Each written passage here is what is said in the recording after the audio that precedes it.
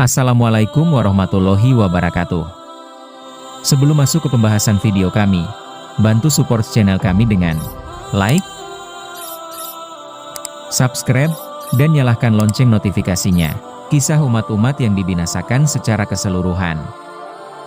Penghancuran dan pembinasaan umat-umat secara total terjadi sebelum kitab Taurat diturunkan, seperti ditunjukkan oleh firman Allah, dan sesungguhnya telah kami berikan kepada Musa Alkitab, Taurat, sesudah kami binasakan generasi-generasi yang terdahulu.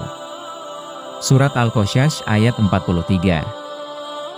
Juga berdasarkan riwayat Ibnu Jarir, Ibnu Abi Hatim dan Bazzar dari hadits Auf al-Arabi dari Abu Nadroh dari Abu Sa'idi al-Hudri, ia mengatakan, setelah kitab Taurat diturunkan di muka bumi, Allah tidak lagi membinasakan suatu kaum dengan azab dari langit atau bumi, kecuali penduduk suatu negeri yang wujud mereka diubah menjadi kera. Bukankah engkau mengetahui Allah berfirman, dan sesungguhnya telah kami berikan kepada Musa Alkitab, Taurat, sesudah kami binasakan generasi-generasi yang terdahulu. Surat Al-Qasas ayat 43. Bazzar dalam sebuah riwayatnya menyatakan hadits ini marfu. Lebih tepatnya wallahu alam jika dinyatakan riwayat ini mauquf. Ini menunjukkan, seluruh umat dibinasakan secara keseluruhan sebelum Musa. Satu penduduk Ros, dalam surat Al-Furqan Allah berfirman, dan telah kami binasakan kaum Ad dan Samud dan penduduk Ros serta banyak lagi generasi di antara kaum-kaum itu. Dan masing-masing telah kami jadikan perumpamaan dan masing-masing telah kami hancurkan sehancur-hancurnya. Surat Al-Furqan ayat 38-39. Dan dalam surat Qaf Allah berfirman, sebelum mereka, kaum Nuh, penduduk Ros, dan Samud telah mendustakan Rasul-Rasul, dan demikian juga kaum Ad, kaum Fir'aun dan kaum Lut. Surat Qaf, ayat 12-14. Rangkaian kedua ayat ini menunjukkan bahwa mereka dibinasakan dan dihancurkan. Tadbir artinya binasa. Ini membantah pilihan Ibnu Jarir yang menyatakan bahwa penduduk Ros adalah para pembuat parit yang disebutkan dalam surah Al-Buruj, karena menurut Ibnu Ishaq dan sejumlah ahli sejarah lain menyatakan, para pembuat parit ada setelah Isa Al-Masih. Pandangan ini juga perlu dikaji lebih jauh. Ibnu Jarir meriwayatkan, ia berkata, Ibnu Abbas berkata, penduduk Ros adalah penduduk salah satu perkampungan Samud. Al-Hafiz Abu Qasim bin Asakir menyebutkan di bagian awal At-Tarikh karyanya, saat menuturkan kisah pembangunan kota Damaskus, bersumber dari kitab At-Tarikh karya Abu Qasim Abdullah bin Jardad dan lainnya, bahwa penduduk Ros berada di wilayah Hadhur. Allah mengutus seorang nabi kepada mereka, namanya Hanzalah bin Syafwan. Mereka mendustakan dan membunuhnya. Dengan demikian, Ad bin Aus bin Iram bin Sem bin Nuh dan anaknya, berasal dari penduduk Ros. Ia menempati bukit-bukit pasir. Allah kemudian membinasakan para penduduk Ros. Mereka yang tersisa kemudian menyebar di seluruh kawasan Yaman. Ros dalam bahasa Arab berarti galian seperti kuburan dan sumur. Tafsir At-Tabari. Hingga Jabrun bin Sa'id bin Ed bin Aus bin Iram bin Sem bin Nuh singgah di Damaskus dan mendirikan kota ini. Lalu ia beri nama Jabrun. Inilah yang dimaksud dengan kota Iram yang memiliki bangunan-bangunan tinggi. Tidak ada bangunan-bangunan berupa tiang-tiang dari batu di suatu tempat yang lebih banyak dari yang ada di Damaskus. Allah kemudian mengutus Hud bin Abdullah bin Robah bin Holdi bin Jalud bin Ad kepada kaum Ad.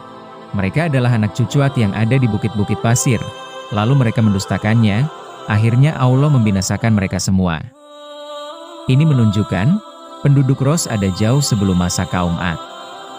Wallahu alam, Ibnu Abi Hatim meriwayatkan dari Abu Bakar bin Abu Hashim, dari ayahnya, dari Syabib bin Bisir, dari Ikrimah, dari Ibnu Abbas, ia mengatakan, Ros adalah sebuah sumur di Adribijan. At-Sauri meriwayatkan dari Abu Bakar dari Ikrimah, ia mengatakan, Ros adalah sebuah sumur, di tempat itu penduduk setempat mengubur nabi mereka. Ibnu Juraij mengatakan, Ikrimah berkata, penduduk Ros adanya di wilayah Falaj. Mereka adalah kaum Yasin. Qatadah mengatakan, Falaj adalah salah satu perkampungan Yamamah. Saya Ibnu Katsir sampaikan, jika memang penduduk Ros adalah kaum Yasin seperti yang dikatakan Ikrimah, berarti mereka dibinasakan secara keseluruhan. Allah berfirman tentang kisah mereka, tidak ada siksaan atas mereka melainkan satu teriakan suara saja, maka tiba-tiba mereka semuanya mati. Surah Yasin, ayat 29. Kisah mereka akan disebutkan setelah kisah penduduk Ros. Namun jika penduduk Ros bukan kaum Yasin dan inilah yang sesuai dengan tekstual ayat mereka juga dibinasakan. Dengan asumsi yang mana saja, tetap menolak pernyataan Ibnu Jarir bahwa penduduk Ros adalah para pembuat parit di Yaman yang disebutkan dalam surat Al-Buruj. Abu Bakar Muhammad bin Hasan An-Naqashi menyebutkan bahwa penduduk Ros memiliki sebuah sumur yang mencukupi keperluan minum dan irigasi persawahan. Suatu ketika, setan muncul di hadapan mereka dalam wujud sebenarnya dan mengatakan, "Sungguh, aku tidak mati. Aku hanya tidak terlihat oleh kalian, sehingga aku bisa melihat apa yang kalian lakukan." Penduduk Ros senang bukan kepalang. Setan memerintahkan mereka untuk membuat tabir penghalang antara mereka dengannya, dan si setan memberitahukan bahwa ia tidak akan mati selamanya. Mayoritas penduduk Ros mempercayainya, mereka terfitnah dan akhirnya menyembahnya. Allah kemudian mengutus seorang nabi dan memberitahukan kepada mereka bahwa yang berbicara kepada mereka dari balik tabir itu adalah setan. Melarang mereka menyembahnya, dan memerintahkan mereka untuk beribadah kepada Allah semata, tiada sekutu baginya. As-Suhaili menuturkan, ia diberi wahyu saat tidur. Namanya Hanzalah bin Syafwan. Penduduk Ros lantas memperlakukan Hanzalah secara semena-mena, membunuhnya dan melemparkannya ke dalam sumur. Sumur air tersebut kemudian mengering, mereka pun ditimpa dahaga. Pepohonan mereka kering, tidak lagi berbuah, negeri mereka hancur, berubah menjadi liar setelah sebelumnya nyaman untuk ditempati. Mereka terpisah setelah sebelumnya menyatu. Dan berkumpul, mereka semuanya binasa. Tempat-tempat mereka kemudian dihuni jin dan binatang-binatang liar, sehingga yang terdengar hanya suara jin, auman singa dan suara katak. Terkait riwayat Ibnu Jarir dari Muhammad bin Hamid dari Salamah bin Ishaq dari Muhammad bin Ka'ab Al-Kursi, ia mengatakan, Rasulullah menuturkan, "Sungguh, manusia pertama yang masuk surga pada hari kiamat adalah seorang Buddha hitam." Itu karena Allah pernah mengutus seorang nabi kepada penduduk suatu negeri, namun tidak seorang pun di antara mereka yang beriman selain seorang Buddha hitam itu. Selanjutnya, penduduk negeri ini memperlakukan nabi mereka secara semena-mena, mereka menggalikan sumur untuknya. Lalu mereka lemparkan ke dalamnya, kemudian mereka tutup dengan batu. Si Buddha hitam ini lalu pergi mencari kayu bakar. Kayu-kayu itu ia panggul dan ia jual, kemudian ia membeli makanan dan minuman. Setelah itu, ia datang ke sumur tersebut. Ia angkat batu besar penutup sumur itu dengan dibantu Allah, kemudian menurunkan makanan dan minuman untuk si nabi. Setelah itu menutupkan kembali batu tersebut seperti sedia kala. Kondisi seperti ini terus terjadi selama yang dikehendaki Allah. Suatu hari, Buddha hitam tersebut mencari kayu bakar seperti biasa. Ia kumpulkan kayu-kayu itu lalu ia ikat. Saat hendak ia panggul, ia mengantuk lalu tidur. Allah menutup telinganya hingga ia tidur selama 7 tahun lamanya. Setelah itu ia bangun, lalu membersihkan tanah-tanah yang melekat di tubuh, lalu berubah posisi dan tidur lagi. Allah menutup telinganya hingga ia tidur selama 7 tahun lagi. Setelah itu ia bangun dan memanggul kayu-kayu bakar itu, ia mengira hanya tidur sesaat saja. Ia kemudian memasuki kampung dan menjual kayu bakar, lalu ia membeli makanan dan minuman seperti biasanya. Setelah itu ia pergi ke sumur itu. Ia mencari-cari nabi tersebut namun tidak menemukannya, padahal sebelumnya si nabi biasa muncul dari tempat tersebut. Orang-orang mengeluarkan nabi itu, mereka lalu beriman dan percaya kepadanya. Nabi itu kemudian bertanya kepada mereka tentang kondisi si Buddha hitam. Mereka bilang tidak tahu, hingga Allah mewafatkan nabi itu. Si Buddha hitam ini kemudian bangun. Rasulullah lantas mengatakan, "Sungguh, si Buddha hitam itu adalah orang pertama yang masuk surga." Hadits ini mursal. Hadits seperti ini perlu dikoreksi. Sepertinya kisah ini adalah perkataan Muhammad bin Ka'ab Al-Kursi. Wallahu alam, Ibnu Jarir selanjutnya membantah pendapatnya sendiri. Ia mengatakan, tidak tepat jika mereka ini diartikan sebagai penduduk Ros yang disebutkan dalam Al-Quran. Ia meneruskan, karena Allah mengabarkan tentang penduduk Ros. Ia membinasakan mereka. sementara yang tertera dalam kisah di atas, mereka beriman kepada nabi mereka. Kecuali jika terjadi sejumlah hal, lalu mereka beriman kepada si nabi setelah ayah-ayah mereka binasa. Wallahu alam. Setelah itu Ibnu Jarir memilih bahwa penduduk Ros adalah para pembuat parit besar di Yaman. Pendapat ini doif, seperti yang telah dibahas sebelumnya, karena disebutkan dalam kisah para pembuat parit hadis riwayat. Ibnu Jarir at-Tabari dalam tafsirnya, tafsir surah Al-Furqan. Besar, mereka diancam dengan siksa akhirat jika mereka tidak bertobat, tanpa menyebut mereka dibinasakan. Berbeda dengan penduduk Ros yang secara tegas disebutkan bahwa mereka dibinasakan.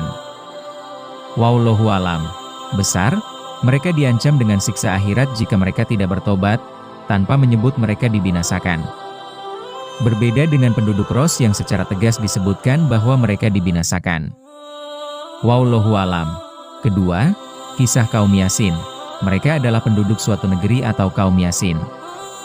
Allah berfirman, dan buatlah suatu perumpamaan bagi mereka, yaitu penduduk suatu negeri, ketika utusan-utusan datang kepada mereka, yaitu ketika kami mengutus kepada mereka 2 orang utusan, lalu mereka mendustakan keduanya, kemudian kami kuatkan dengan utusan yang ketiga.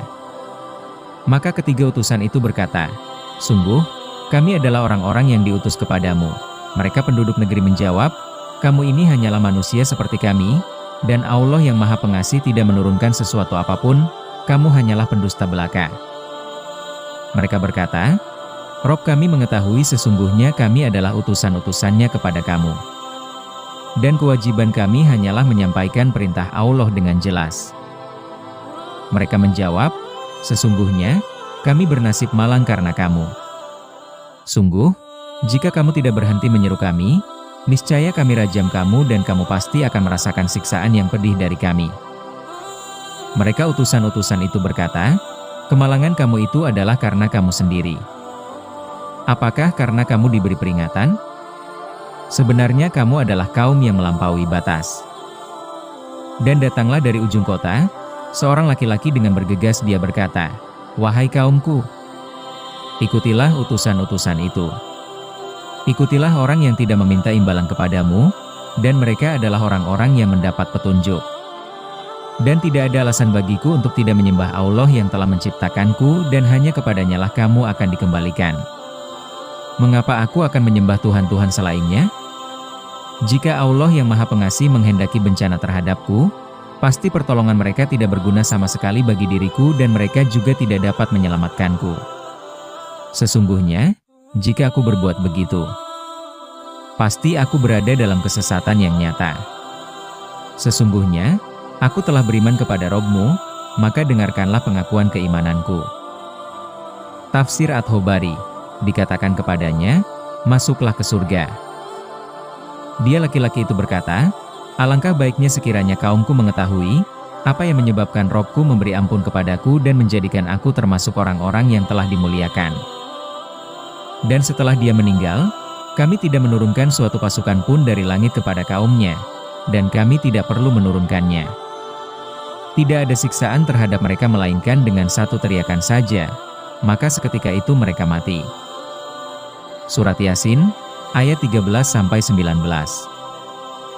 Diriwayatkan secara masyhur dari sebagian besar kalangan salaf dan kholaf, bahwa negeri yang dimaksud adalah Antakia. Seperti diriwayatkan Ibnu Ishaq bersumber dari Ibnu Abbas, Ka'ab al-Ahbar, dan Wahab bin Munabbih. Sebagaimana pula diriwayatkan dari Buraidah bin Hoshib, Ikrimah, Qatadah, Zuhri, dan lainnya. Ibnu Ishaq menyatakan berdasarkan riwayat yang sampai padanya dari Ibnu Abbas, Ka'ab dan Wahab, mereka mengatakan, di negeri ini ada seorang raja bernama Antikhas bin Antikhas. Ia menyembah berhala, kemudian Allah mengutus 3 rasul. Mereka adalah Syodik, Mashduk, dan Syalum. Lalu si raja ini mendustakan mereka semua. Hal ini menunjukkan bahwa mereka bertiga adalah utusan dari Allah Azza wa Jalla. Qatadah menyatakan bahwa mereka ini adalah utusan-utusan Isa Al-Masih. Hal yang sama juga dinyatakan Ibnu Jarir bersumber dari Wahab, dari Ibnu Sulaiman dan Syuaib Al-Jubai. Nama para rasul pertama Antakia, Syamun, Yuhana, dan yang ketiga namanya Paulus. Negeri yang dimaksud adalah Antakia. Pendapat ini doif sekali, Karena ketika Isa Al-Masih mengirim 3 utusan dari para pengikut setianya kaum Hawari untuk penduduk Antakia, mereka adalah penduduk kota pertama yang beriman kepada Isa Al-Masih pada waktu itu. Itulah mengapa Antakia menjadi salah satu dari 4 kota yang memiliki jejak-jejak agama Nasrani. Keempat kota yang dimaksud adalah Antakia, Quds, Alexandria dan Roma, setelah itu Konstantinopel.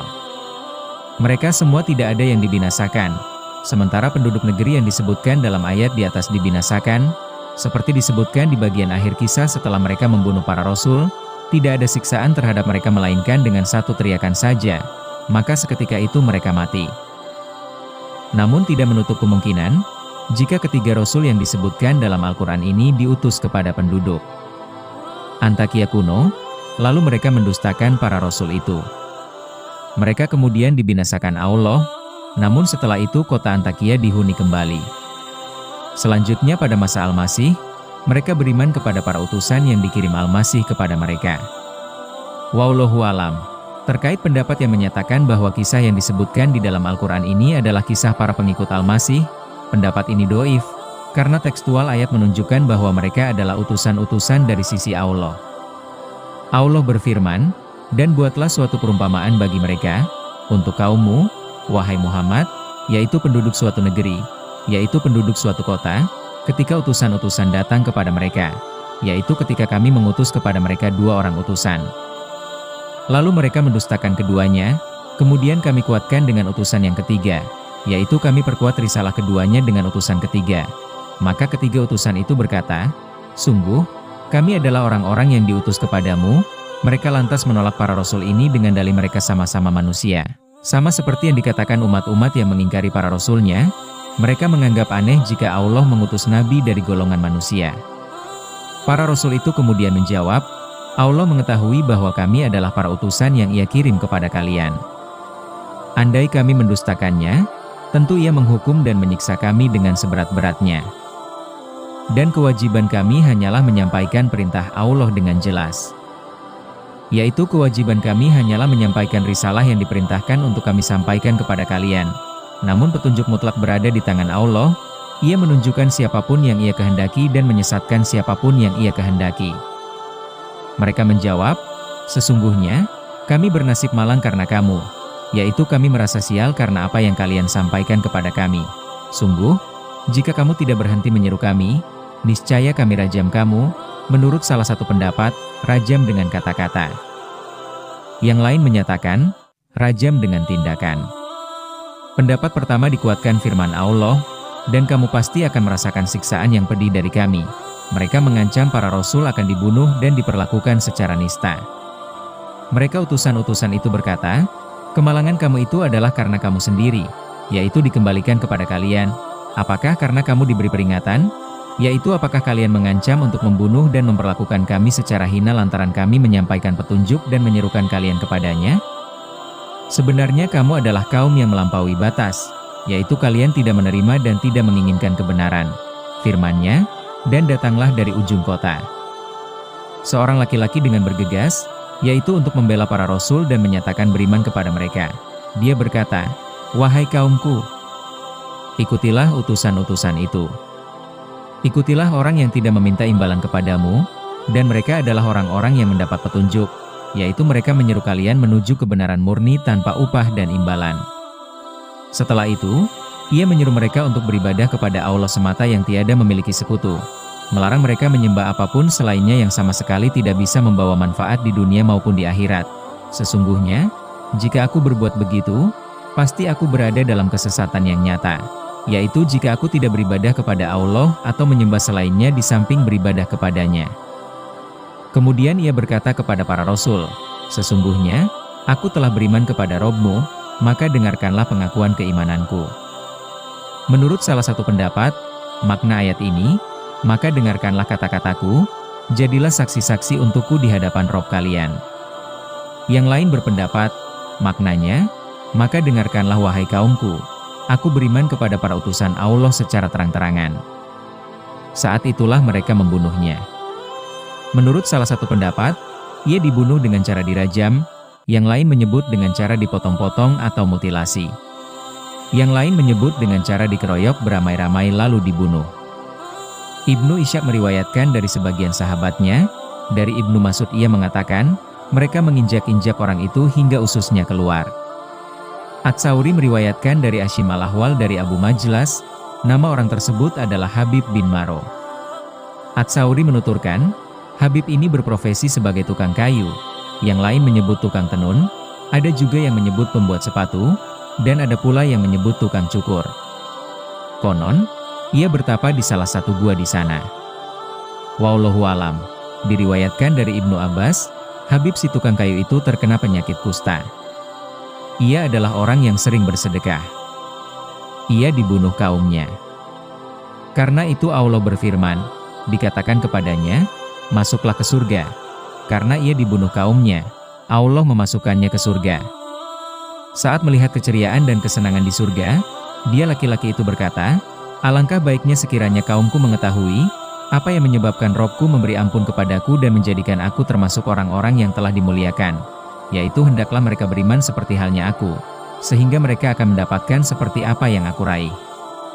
Ibnu Abbas mengatakan, ia menasihati kaumnya saat masih hidup, wahai kaumku, ikutilah utusan-utusan itu. Dan juga setelah mati, alangkah baiknya sekiranya kaumku mengetahui, apa yang menyebabkan Robku memberi ampun kepadaku dan menjadikan aku termasuk orang-orang yang telah dimuliakan. Hadis riwayat Ibnu Abi Hatim. Pernyataan serupa juga disampaikan Qatadah, orang mukmin adalah orang yang selalu memberi nasihat dan tidak pernah menipu. Saat ia melihat kemuliaan yang Allah berikan, ia berkata, wahai kaumku, ikutilah utusan-utusan itu. Dan juga setelah mati, alangkah baiknya sekiranya kaumku mengetahui, apa yang menyebabkan Robku memberi ampun kepadaku dan menjadikan aku termasuk orang-orang yang telah dimuliakan. Demi Allah, ia berharap agar kaumnya mengetahui kemuliaan yang diberikan Allah padanya yang ia lihat, dan kenikmatan yang ia raih. Qatadah mengatakan, demi Allah, Allah tidak mencela kaumnya setelah orang tersebut mereka bunuh. Tidak ada siksaan terhadap mereka melainkan dengan satu teriakan saja, maka seketika itu mereka mati. Firman-Nya, dan setelah dia meninggal, kami tidak menurunkan suatu pasukan pun dari langit kepada kaumnya, dan kami tidak perlu menurunkannya, yaitu untuk menyiksa mereka, kami tidak perlu mengirim pasukan dari langit. Inilah makna riwayat Ibnu Ishaq dari sebagian sahabatnya, dari Ibnu Mas'ud. Mujahid dan Qatadah mengatakan, Allah tidak menurunkan satu pasukan pun untuk mereka. Maksudnya tidak menurunkan risalah lagi untuk mereka. Ibnu Jarir mengatakan, pendapat pertama lebih tepat. Saya Ibnu Katsir katakan, juga lebih kuat. Karena itu Allah berfirman, dan kami tidak perlu menurunkannya. Yaitu kami tidak perlu menyiksa dengan menurunkan pasukan saat mereka mendustakan para rasul kami dan membunuh wali kami. Tidak ada siksaan terhadap mereka melainkan dengan satu teriakan saja, maka seketika itu mereka mati. Para mufasir menyatakan, Allah mengirim Jibril kepada mereka. Jibril kemudian mengangkat 2 daun pintu gerbang kota mereka. Setelah itu Jibril berteriak kencang, dengan satu teriakan saja, maka seketika itu mereka mati. Yaitu teriakan itu membuat mereka semua terdiam tak bersuara, tak bergerak. Dan tidak ada satupun mata yang berkedip. Ini semua menunjukkan bahwa negeri yang dimaksud bukan Antakia, karena mereka ini dibinasakan lantaran mendustakan para rasul yang diutus Allah kepada mereka. Sementara penduduk Antakia beriman dan mengikuti para utusan Isa Al-Masih dari kalangan pengikut setianya, Hawari. Untuk itu, ada yang menyatakan bahwa penduduk Antakia adalah penduduk kota pertama yang beriman kepada Al-Masih. Adapun hadits yang diriwayatkan At-Tabrani dari Husain Al-Asir, dari Sufyan bin Uyainah dari Ibnu Abi Najih, dari Mujahid. Dari Mujahid, dari Ibnu Abbas, dari Nabi Shallallahu alaihi wasallam, beliau bersabda, orang yang lebih dulu memberikan pembelaan kepada para nabi ada 3. 1. Orang yang lebih dulu memberikan pembelaan kepada Musa adalah Yusha bin Nun. 2. Orang yang lebih dulu memberikan pembelaan kepada Isa adalah sahabat Yasin. Dan 3. Orang yang lebih dulu memberikan pembelaan kepada Muhammad adalah Ali bin Abi Thalib. Hadits ini tidak kuat, Karena Husain al-Asir adalah perawi matruk, riwayatnya tidak dijadikan hujah oleh para ahli hadits, penganut Syiah dan terbilang ekstrim, dan hanya dia saja yang meriwayatkan hadits ini. Ini menunjukkan, hadits di atas doif secara keseluruhan. Wallahu alam. Sumber, Kitab Qasyasul Anbiya, Imam Ibnu Katsir rahimahullah. Wassalamualaikum warahmatullahi wabarakatuh.